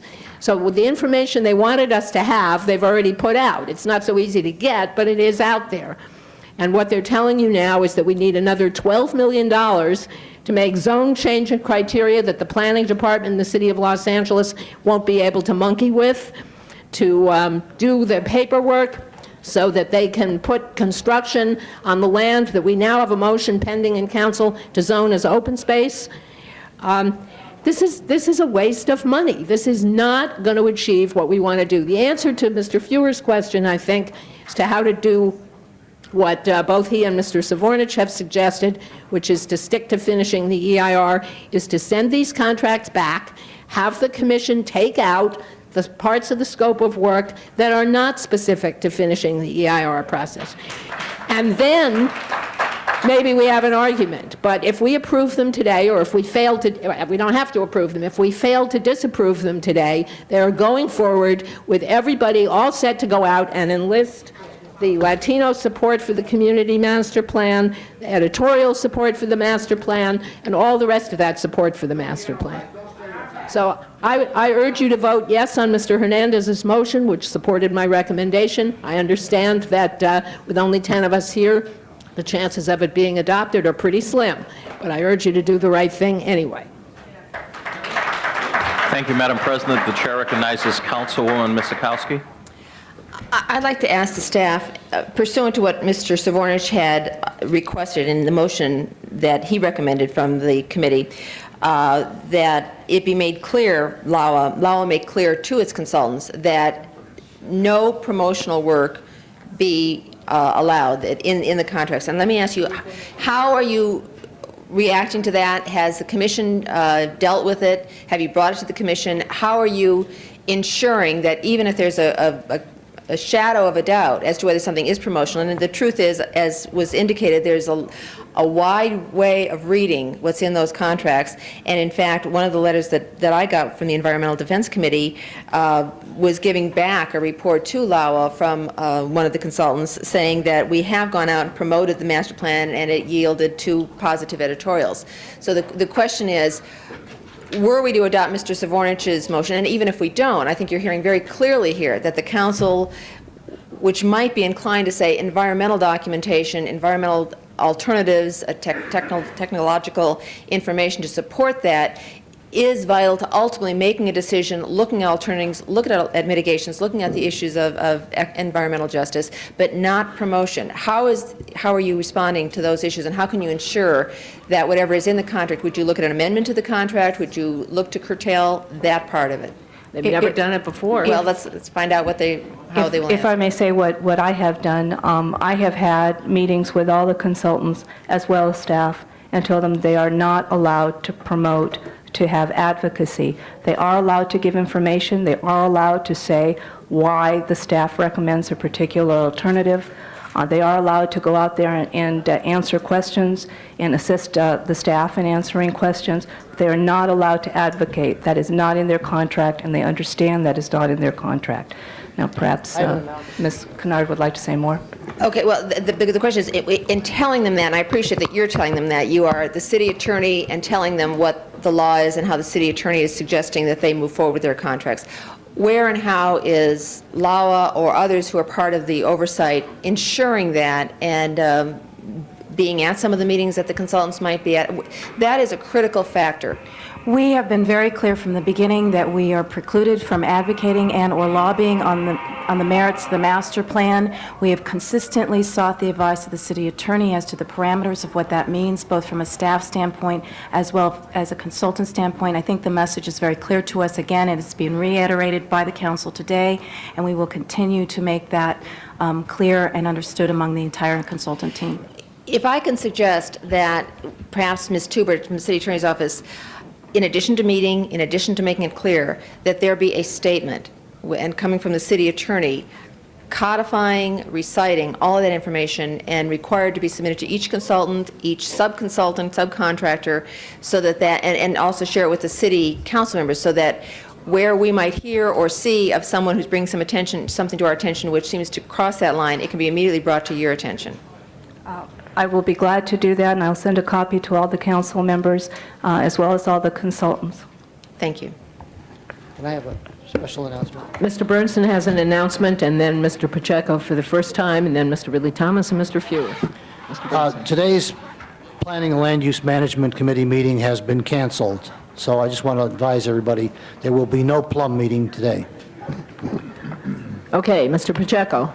I would like to move the previous question. All right. Is there any major objection to the previous question? All right. Seeing none, the previous question has been called. That means that's an end to the debate. The motion before us the motion was to approve item A, which is to disapprove the contracts. So those of you who want to approve the contracts want to vote no. Those of you who want to disapprove the contracts have to vote yes.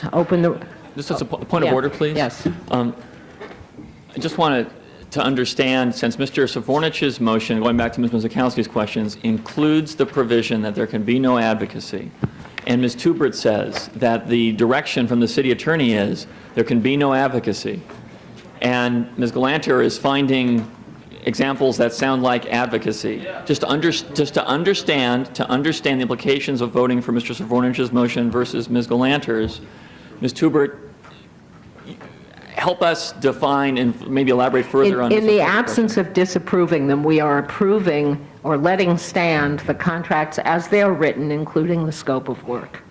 Ms. Tubert, is that correct? That is correct, and I will follow up with a letter explaining the scope of work cannot include advocacy. How about zone changes? Well, the plan that's coming before the council is the master plan. The master plan, in order to be consistent between the land uses and the zoning, would require a zone change. But you won't do that until you have the plan before you that this environmental document is being prepared for. And you are essentially the enforcement agency to assure that the four corners of the contracts, to assure that the no advocacy direction is literally adhered to. Mr. Ritchie and I will do that. I'm volunteering him. He's has control of all the contracts, and we will work together for that. The city attorney will have something to say about that, right? That's correct. Oh, well. All right, I assume, well, do we need a separate vote on each of these? No, what you have in front of you is the motion, Mr. Hernandez's motion to veto. So that was a motion with respect to all three of the contracts. Point of information. Well, yes, Well, he you made three Okay, motions, but yes, Point of but you need, information. I think you need to vote 3 times. that was Excuse my me. That was question, your yes. I have a point of information. Yes. If A fails, then the contracts would not include the ability to not have any advocacy? No. Or do we need to approve We B to can't, do Hal. that? Under the charter, we can I only... want the city, I need the city attorney to answer this. The contracts would not be changed. However, we have already told them there's no advocacy. I will be sending a There's letter So it'll reinforcing be in that. place regardless, right? Right. That's all I need to know. Thank you. All right, open the roll on, we're going to do each of them separately. So I can never remember which contract is which, so we'll start with item 14 is the Camp Dresser and McGee contract. Open the roll on Mr. Hernandez's motion to deny, to undo the contract, close the roll, tabulate the vote. 3 ayes, 7 noes. All right, so that contract will stand, if the motion fails, that will stand approved as written. I thought you said we're supposed to vote no. No, make yes. You want to do that again? If you vote yes on the motion, you are voting no on the contract. The motion is to disapprove the contract. It's to veto the action. It's to veto the thank you. It's to veto the action of the commission in approving the contract. So a yes vote is to veto, a no vote is to uphold. Okay, open the roll again. Wait a second. You ready? You in place? Okay, open the roll, close the roll, tabulate the vote. 4 ayes, 6 noes. Well, that didn't change the outcome. All right, so that contract is approved as written. We move then to item 15. This is the contract with URS, doing the zone changes and relocation plans. A yes vote is to disapprove the contract, to veto the action of the commission in approving the contract. A no vote is to let the commission action stand. Open the roll, close the roll, tabulate the vote. 6 ayes, 4 ayes, 6 noes. Yeah, it sounds more like it. All right, that is also, the motion fails, the contract is approved as written, and now we come to the public relations contract. Item 16, a yes vote is to veto the action of the commission, a no vote is to uphold the action of the commission. Open the roll, close the roll, tabulate the vote. Yes ayes, 4 ayes, 6 noes. All right, that is also approved as written. We'll see you all at the editorial boards. Thank you all. Madam President? Yes. Point of Mr. order. Squinch. Is it appropriate at this time to ask that we receive and file 14B, 15B, and 16B? It's not necessary. It's probably not necessary, but we could if you, don't bother. All right. Okay, I believe that brings us to item 23, which, yes. Before we go to item 23, I'd like permission to reconsider item number 43. 43. Where is 43?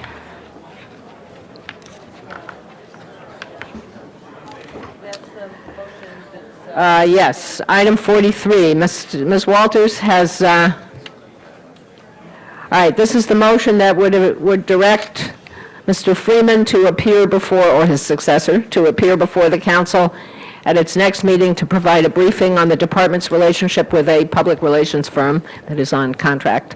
I would like for it to be reconsidered and sent to committee. All right, Ms. Walters would like to reconsider item 43. Is Mr. Holden still here?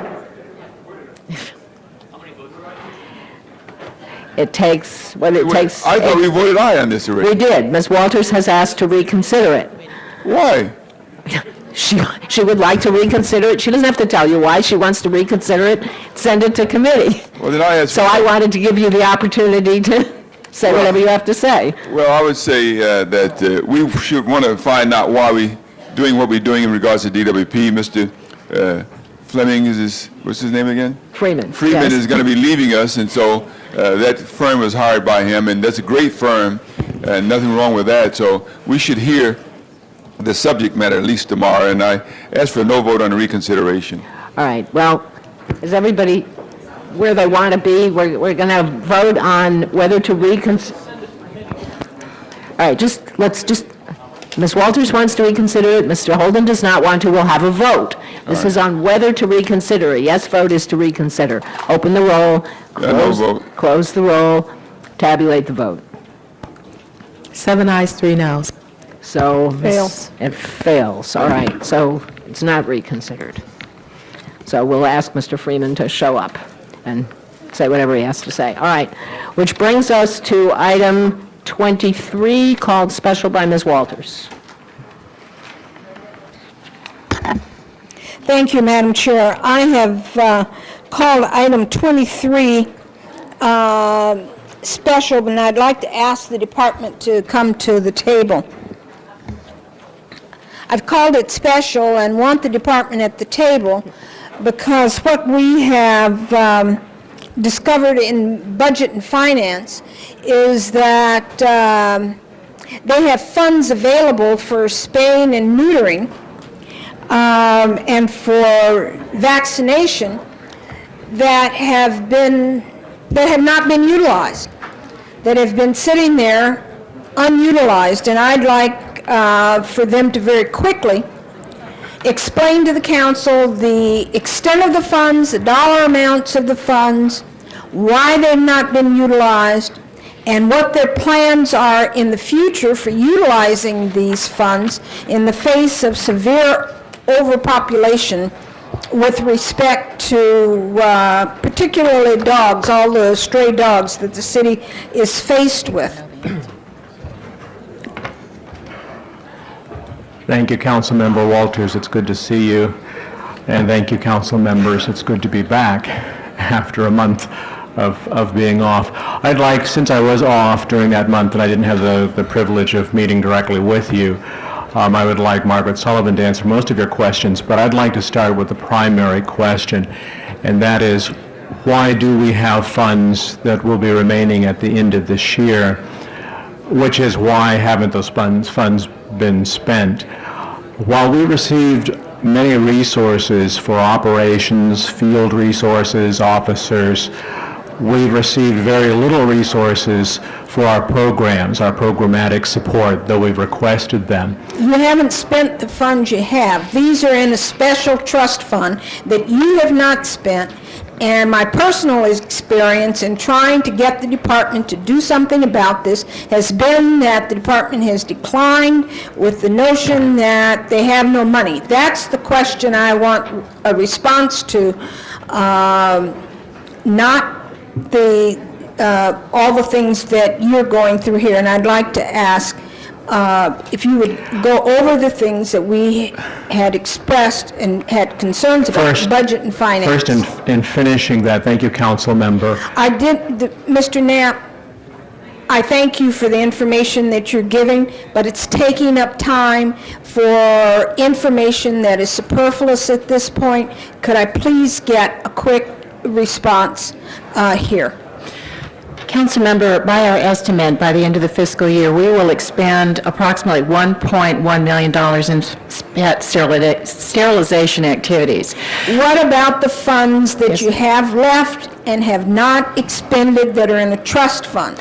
What is the total amount of those funds? Our estimate is at the end of this fiscal year, we will have approximately $960,000 in excess monies in the trust funds for Almost $1 sterilization. million in excess funds. Thank you.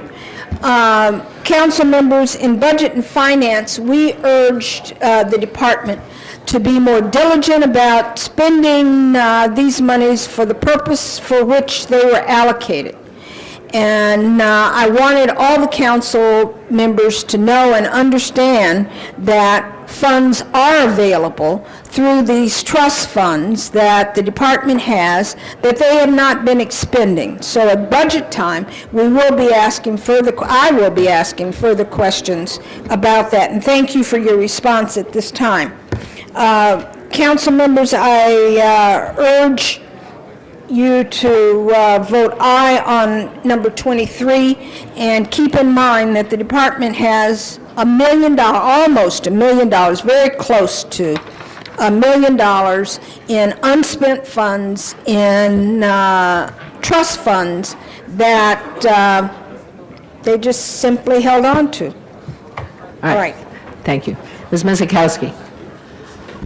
Ms. Walters is absolutely right that when this first came to Budget and Finance, there was considerable concern as we were looking to transfer or authorize more expenditure when in fact there were significant trust funds that weren't being spent for exactly the purpose that they were given for. Ms. Walters, I think you were not at the next meeting where we got a report back, and although the picture didn't get much clearer, there still was, as you've discovered, at least $1 million not spent. We were finding lots of reasons why they weren't spent, and ultimately, I think, determined, this is Mr. Fuhrer and I, that the department is just not singularly capable of doing the job we're asking them to do. So item number 3 on this report is probably the most critical, which is ask them to meet immediately with outside agencies relative to assisting the spay and neuter program. We had a program brought forward by a group called Actors and Others for Animals, which made a proposal which would be able to use these funds, exactly where they need to be, do outreach in areas that has the most dramatic problem. We, last week, I think, already authorized the RFP for the servicing of the van that can go 2 places. One of the things that we learned in committee, which was even, I think, more disturbing, was although they are very good at distributing a lot of coupons, the vast majority of coupons for either free or lower cost to seniors, et cetera, aren't redeemed.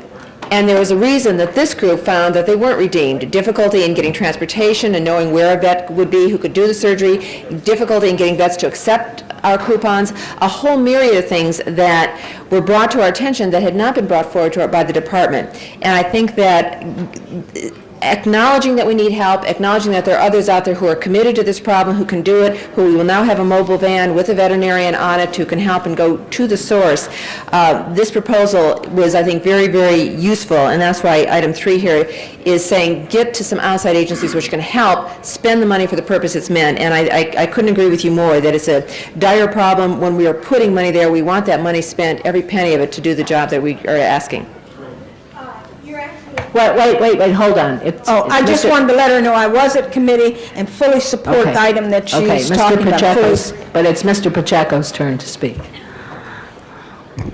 Madam President, colleagues, I was simply going to reinforce the point that the department needs to work with some of the groups, especially in the inner cities, and we've been working with the department and third parties to get spay and neuter out on the east side, and I believe that this is a great opportunity to increase the availability through a mobile unit, and I believe that that's the direction we need to go in because of the results that we found out about the redeeming of the vouchers. So I fully support the direction we're going in, and I definitely want to reinforce the point that mobile units are the best for us in the inner city because a lot of these individuals have low incomes and they can't get out to the clinics, even if they have the vouchers. So. All right, so in light of all those comments, do we have a motion before us? Move the committee report. All right. Anybody else? Open the roll on the committee report. Close the roll, tabulate the vote. 10 ayes. That's approved. Which brings us to item 28.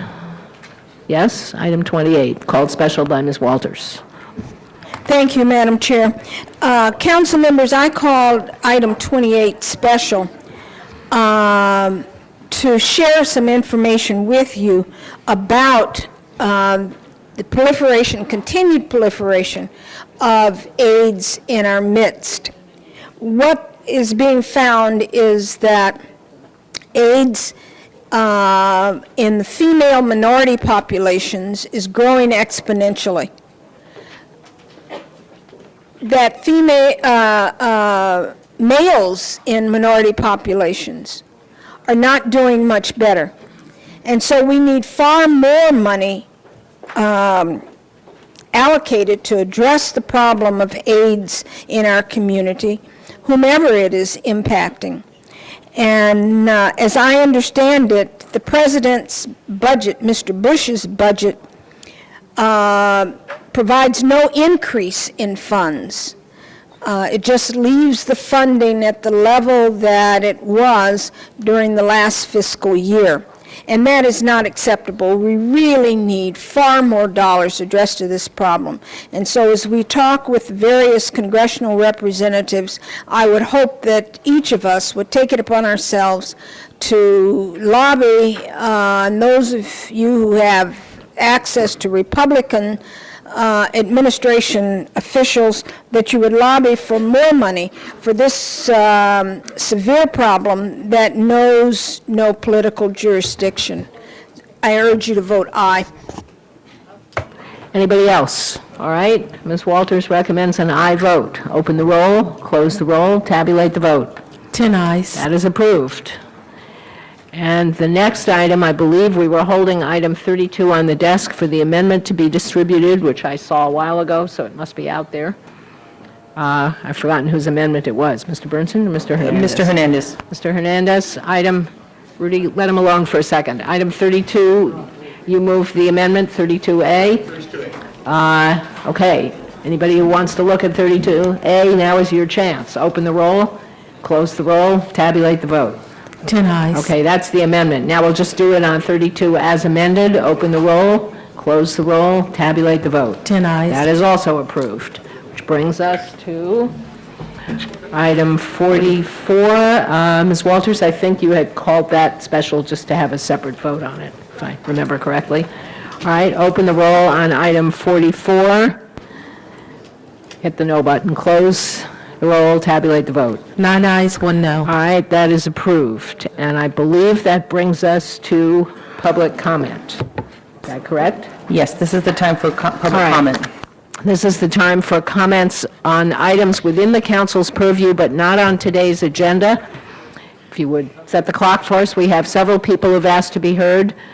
Troy Gomez, Irv Rubin, Agustin Sabada, and Jaime Gutierrez. Mr. Gomez, step this way. Is Mr. Gomez here? Mr. Gomez is not here. Mr. Rubin. And remember, there are two people behind you. I would like to defer to Dr. Al Allen, and I'd like to speak after him if possible. I don't have a card from him, but you may certainly do that. Just pull the microphone up to your mouth.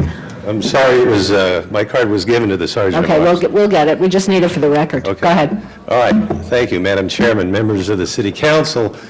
One of the reasons there's this large increase in HIV infection among women in Los Angeles is that the City of Los Angeles is forcing cable providers to teach young women how to engage in very risky behavior, which creates a risk to the public health and safety.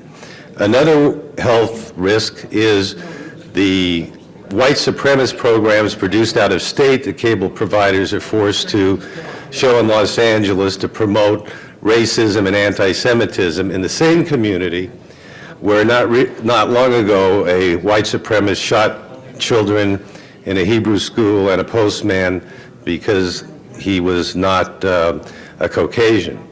What is the benefit that society gets from having these risks to the public health and safety? Nothing except vanity video. You see scantily clad grandmothers showing us that they still are pretty good hoofers, and you see ambulatory schizophrenics showing you how to put tinfoil on your head so that you can protect yourselves from the alien rays. Public access television in Los Angeles is a failed experiment, and we should recognize that. Mr. Rubin has some tapes that demonstrate this if you care to see them. Thank you, Mr. Rubin.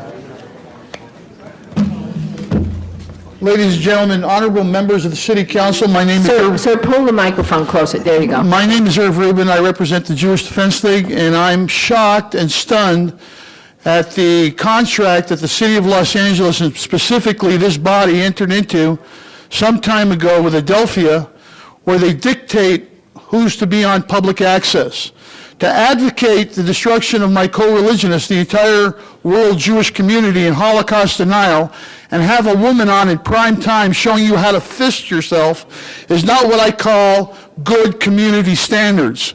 I believe with all my heart and with all my devotion to survival, I think when government, and in this case city government, gets involved in commerce, we have a disaster as a result.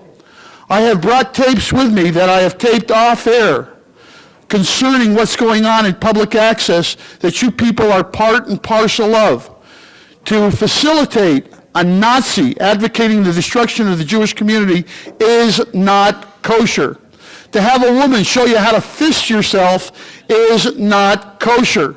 This is not community standards. This is a horrible way to demonstrate perversion on TV.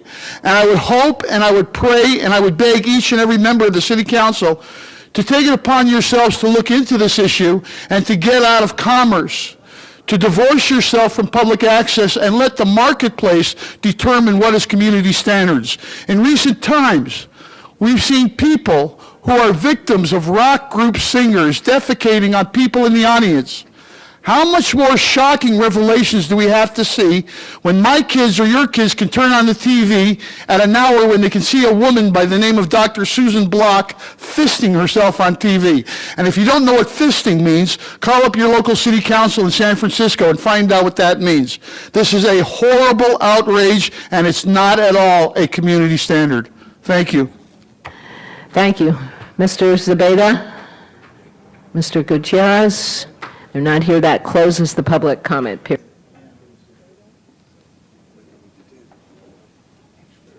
Next item. Motions for posting and referral. Without objection, they are posted and referred. Council has excuses on the desk. Councilmember Padilla requests to be excused April 27th and June 29th for city business. They both meet council policy. All right, I'm sorry. Say again. I'm sorry, Councilmember Excuses. Padilla requests to be excused April 27th and June 29th. They both meet council policy, and those are for city business. All right, without objection, they're approved. Okay, Councilmember Pacheco requests to be excused May 30th to leave at 11:30 and June 22nd to leave at 12:15. City business, they both meet council policy. All right, those are approved. Councilmember Ridley Thomas requests to be excused Friday, April 27th to leave at 1 p.m. City business, a motion is required. Okay, Ms. Walters moves, unanimous vote. And Councilmember Holden requests to be excused April 20th, 24th, 25th, and 27th, and May 1st, personal business. A motion is required on all those, and April 20th will be, the council will be short of a quorum. On which days? April 20th. Which is which Friday. day of the week? That's a Friday. That's this Friday, yes. No, we already know that. All right, Mr. Hernandez moves, unanimous vote. Okay, that clears the desk, Madam President. All right, so everybody take note, we will not have a quorum on Friday. That means we will not have a council meeting on Friday, and those items will be continued. And that brings us, I believe, to the end of the agenda and the really bad news. The really bad news is that Mr. Ferraro is no longer with us.